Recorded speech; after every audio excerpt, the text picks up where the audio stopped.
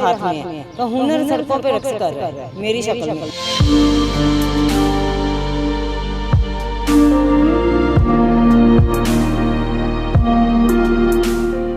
इमरान खान जागो, देखो तुम इमरान खान हो, मैं फौजिया खान।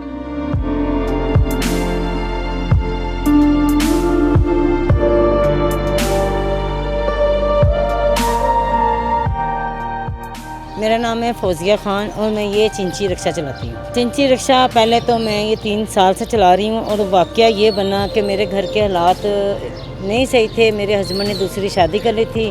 दूसरी शादी करने के बाद उन्होंने हमें खर्चा वर्चा देना छोड़ दिया था और मेरे बच्चे थे।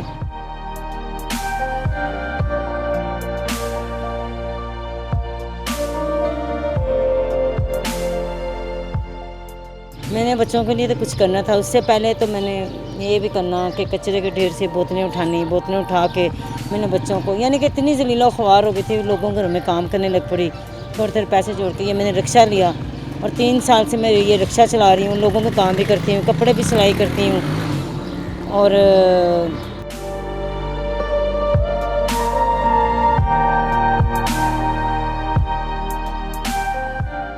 जब हस्बैंड छोड़ गए, उन्होंने दूसरी शादी की, यानी छोड़ देने का मतलब ये नहीं तलाक, वैसे ही उन्होंने बच्चे मेरे हवाले किए और शादी करके ख़ुद उसको लेके चले गए। उसने कहा तुम्हारे बच्चे हैं, तुम खुद पालो। मैंने उनसे कहा कि आपने दूसरी शादी की तो मैं पहली बीवी थी, आपको किसने ये हक़ दिया? कहते हैं ये तुम्हें किसने हक़ दिया कि तुम मुझसे ये पूछो कि मैंने दूसरी शादी की।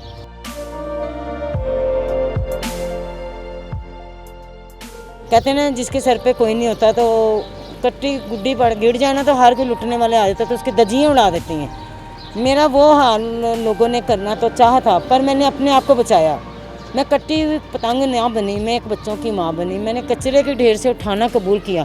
मैंने अपने बच्चों के लिए कचरे के ढेर से उठाया। मैंने अपने बच्चों के लिए यानी कि गलत काम नहीं किया। मैं एक चौराहे में खड़ी होगी, मैंने देखा, मुझे अल्लाह पाक ने भी दिखाया और दुनिया ने ज़्यादा दिखाया कि ये रास्ते हैं पैसे कमाने के और ऐश इशरत करने के। मैंने सब देखा। मैंने कहा नहीं फौजिया, अपनी आखिरत भी सवार, अपनी ज़िंदगी भी सवार।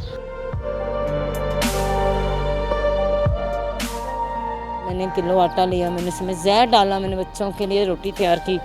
बच्चे छोटे छोटे थे, कहते मैं खाऊंगा, बेटी कहती मैं खाऊंगी पहली रोटी मेरी। 2 दिन से मेरे बच्चे भूखे थे। वो मुझे पता है दुनिया का सबसे खौफनाक ये वाक़या था जो मेरे दिल में सोच आई थी कि मैं अपने बच्चों को मार के बाद में मैं भी मर जाऊँ।